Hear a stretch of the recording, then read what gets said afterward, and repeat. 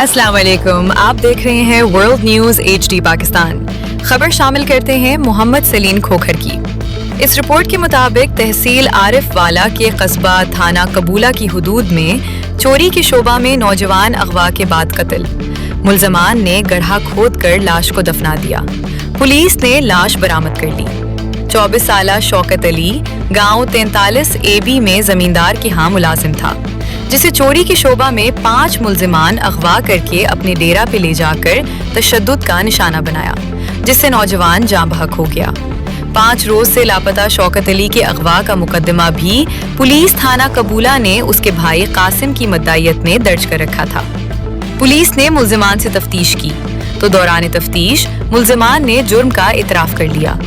Police نے ملزمان کی نشاندہی پہ گڑھا کھود کر نوجوان محنت کش کی لاش کو برآمد کر کے ضروری کارروائی کے بعد ہسپتال منتقل کر دیا۔ DPO پاک پتن جاوید اقبال چدھر کا سخت نوٹس۔ بقیہ ملزمان کی گرفتاری کے لیے پولیس کے چھاپے۔ DPO پاک پتن جاوید اقبال چدھر کا کہنا ہے کہ ملزمان کو قانون کے مطابق سخت سزا دی جائے گی۔